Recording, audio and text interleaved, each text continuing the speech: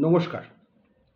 প্রিয়েমশনের মামলা খারিজ হয়ে গেছে এবং সমস্ত টাকা কোর্ট থেকে বলেছে তুলে নিতে। এরপরে অ্যাপিলে গেছে, কিন্তু অ্যাপিলে কোনো স্টে অর্ডার নেই। সেক্ষেত্রে এক্সিকিউশন করা যাবে কি যাবে না সেটা আমাকে কয়েকজন জিজ্ঞেস করেছেন। দেখুন, একটা কথা, অ্যাপিলে যদি স্টে অর্ডার না থাকে তাহলে আপনি যেটা ভালো বুঝেন করতে পারেন। শুধুমাত্র অ্যাপিল ফাইল করে অ্যাপিল পেন্ডিং থাকলে কোনো স্টে অর্ডার বলে না বা স্টে অর্ডার হয়ও না। যতক্ষণ না স্পেসিফিক স্টে অর্ডার আসছে আপনি আপনার মতো কাজ করতেই পারেন।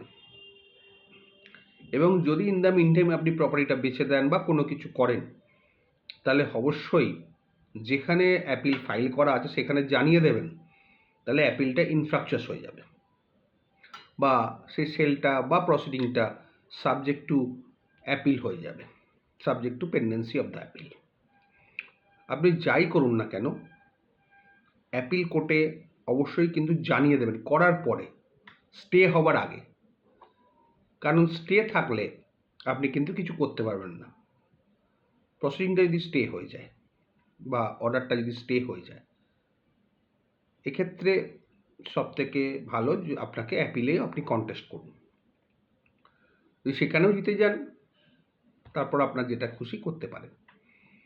আর পেন্ডেন্সি অফ দ্য অ্যাপিল আপনি করতেই পারেন, যেটা আপনি করতে চাইছেন। তার জন্য যদি স্টে অর্ডার না থাকে সেটা আপনি করবেন, কিন্তু তাতে আপনার কোনো অপরাধ হয় না, আইনত কোনো বার নেই, আপনি করতে পারেন। এই কোশ্চেনটা যিনি করেছেন তার নাম হচ্ছে সুশান্ত চৌধুরী, প্লাস তার সঙ্গে আরও কয়েকজন আছে। এরকম কমন কোশ্চেন করেছে। একজনের কোশ্চেনের অ্যান্সার দেওয়া মোরাললেস সকলেরই কমন কোশ্চেনের অ্যান্সার দেওয়া একই ব্যাপার, ওই জন্য সকলের নাম আমি মেনশন করছি না। একটা কথা মাথায় রাখবেন, আইনটা খুব স্পেসিফিক। যে আগে যেরকম ছিল যে অ্যাপিলটা ফাইল করলেই সঙ্গে সঙ্গে স্টে হয়ে যেত, বা অ্যাপিল ফাইল করলে একটা স্টে ধরে নেওয়া হয়তো স্টে হয়ে গেছে বা সঙ্গে সঙ্গে স্টে দিয়ে দিত, কিন্তু এখন সেটা নয়। এবং আপনি যখনই কোনো মামলা জিতে যাবেন সঙ্গে সঙ্গে তো হায়ার ফোরামে ক্যাভিয়েট করতে ভুলবেন না। ক্যাভিয়েট করাটা কিন্তু খুব দরকার। ক্যাভিয়েট করে রাখবেন, আপনার কাছে কপি আসবে, কিন্তু ক্যাভিয়েট কপি আসার আগে আপনি যেটা করার করে নেবেন। ক্যাভিয়েটের পরে যদি করতে যান, ধরুন স্টে নেই কিন্তু তাখানে কোর্ট আপনার এগেনস্টে একটা কস্টিক রিমার্ক দেবে। ওই জন্য ক্যাভিয়েট হওয়ার আগে বা ক্যাভিয়েটের নোটিশ আসার আগে যা যা করার করণীয় করে নিতে পারেন, তাতে কোনো অসুবিধে নেই। কিন্তু স্টে থাকলে কিন্তু আর সেগুলো করবেন না, তাহলে আবার কন্টেম্প্ট হয়ে যাবে, সেক্ষেত্রে কিন্তু সমস্যা আছে।